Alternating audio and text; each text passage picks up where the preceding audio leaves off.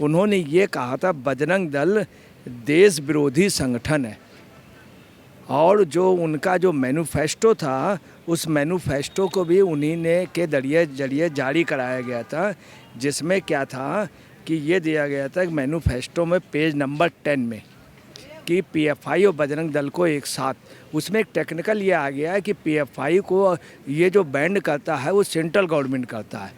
इसमें होना ये चाहिए था कि बड़े एडवोकेट कपिल सिब्बल या तमाम कांग्रेस के संगी वगैरह उनको उसी वक्त जवाब देना चाहिए था। अगर उस वक्त जवाब देते तो आज ये सम्मन की पोजीशन ना होती। जिस तरह खेरा जी के साथ 1 घंटे में सुप्रीम कोर्ट से छुड़ा लिया था, ये पोजीशन इनको निपटाया जा रहा, जो बहुत दुखद, एक बुजुर्ग आदमी और सब लोग मिल करके, और इनका एक सम्मान था, सम्मान है, सम्मान रहेगा।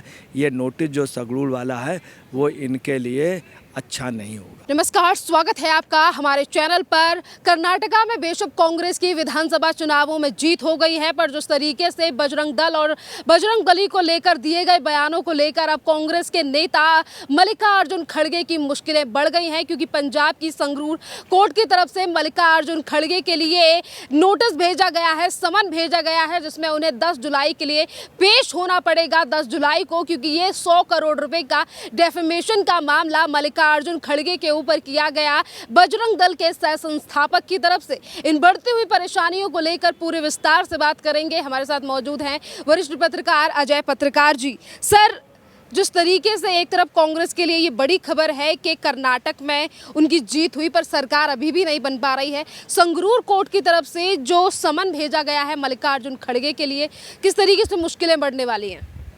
देखिए, मुश्किलें बढ़ जाएंगी, क्योंकि आपको बताना है खड़गे साहब, मल्लिकार्जुन खड़गे साहब जो हैं काफ़ी एजेड हैं, काफ़ी अच्छे लीडर्स हैं, और ये बयान उनसे दिलाया गया था।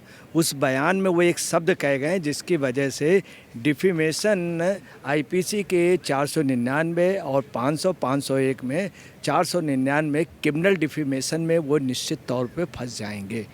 वो क्रिमिनल डिफेमेशन में इसलिए फंस जाएंगे, उन्होंने ये कहा था बजरंग दल देश विरोधी संगठन है, और जो उनका जो मैनिफेस्टो था उस मैनिफेस्टो को भी उन्हीं ने के जरिए जारी कराया गया था, जिसमें क्या था कि ये दिया गया था मैनिफेस्टो में पेज नंबर 10 में कि पीएफआई और बजरंग दल को एक साथ, उसमें एक टेक्निकल ये आ गया है कि पीएफआई को ये जो बैंड करता है वो सेंट्रल गवर्नमेंट करता है। तो प्राइमा फेसिया क्या होगा इसमें कि जब ये बात कोर्ट में जाएगी तो ये होगा कि इसको सुप्रीम कोर्ट करता है तो स्टेट कैसे कर देगा, स्टेट कैसे कर देगा। तो डिफेमेशन में निश्चित तौर पे लाइबल हो जाएंगे। उसकी 2 ही वजह, पहला तो बजरंग दल देश विरोधी संगठन है, दूसरा पीएफआई ऑलरेडी कर चुका था, तब इन्होंने क्यों किया। अच्छा, ये बुजुर्ग आदमी हैं, इनको एक प्रकार से निपटाया भी जा रहा, और 100 करोड़ रुपए का वो किया गया, उसमें सम्मन कर दिया गया। उससे भी ज़्यादा अफसोसजनक बात यह है कि उनको वकीलों ने नोटिस दिया था, उसमें 100 करोड़ रुपए का दिया था और 10 जुलाई तक पेमेंट करने के लिए कहा था। इसमें होना ये चाहिए था कि बड़े एडवोकेट कपिल सिब्बल या तमाम कांग्रेस के संगी वगैरह उनको उसी वक्त जवाब देना चाहिए था। अगर उस वक्त जवाब देते तो आज ये सम्मन की पोजीशन ना होती। निश्चित तौर पे ये आप देख लीजिएगा, डिफेमेशन का ये मामले में खड़गे साहब थोड़ा वीक पड़ जाएंगे और ये निश्चित चार्जेबल हो जाएंगे। आगे क्या होता है ये तो अगर हो भी जाता तो हाई कोर्ट से स्टे हो जाएगा, हाई कोर्ट के बाद सुप्रीम कोर्ट से।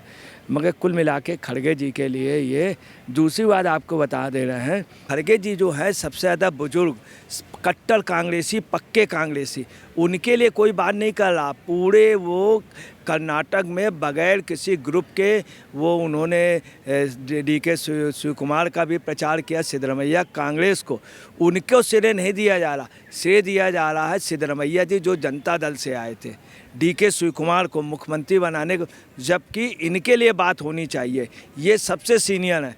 राहुल गांधी के पूरे प्रकरण में अगर सबसे ज़्यादा मेहनत की है राहुल के लिए तो खड़गे जी ने। जो सम्मान खड़गे जी को मिलना चाहिए, अफसोस की बात है वो सम्मान खड़गे जी को नहीं मिला, जो बेहद दुखद है।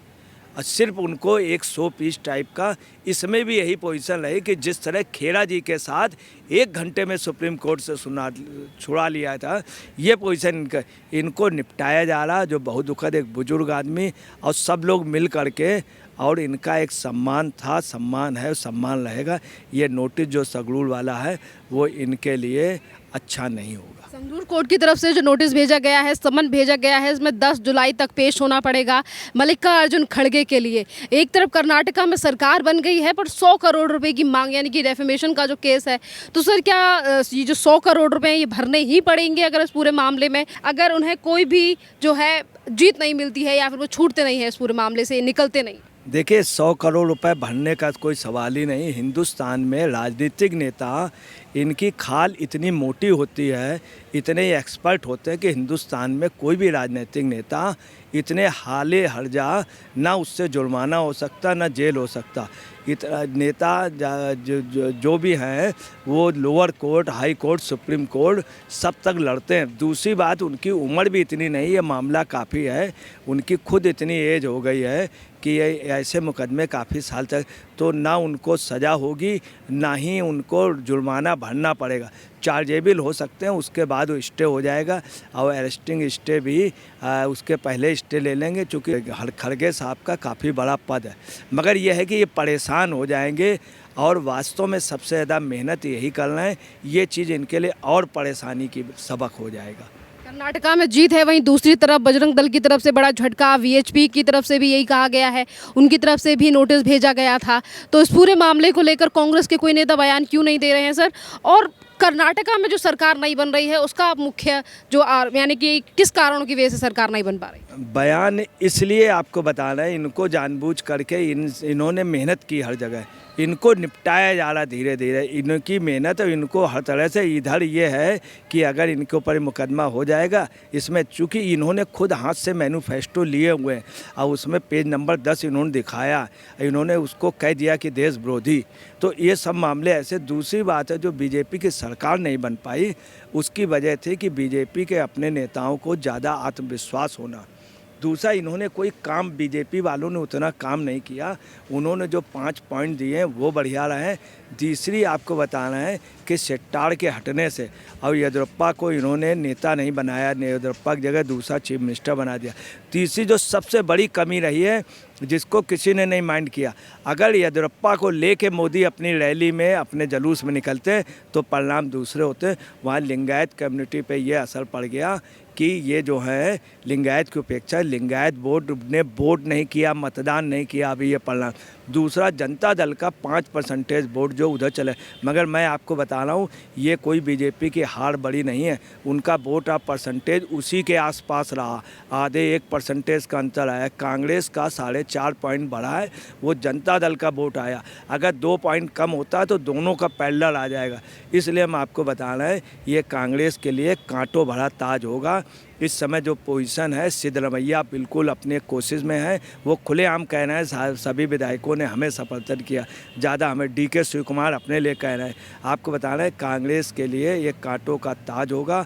और बीजेपी जो नहीं आई वो अपनी कमियों की वजह से नहीं आई, चूँकि बम्बई एक छोटे लीडर थे, उनका आधार नहीं था, इसीलिए उनको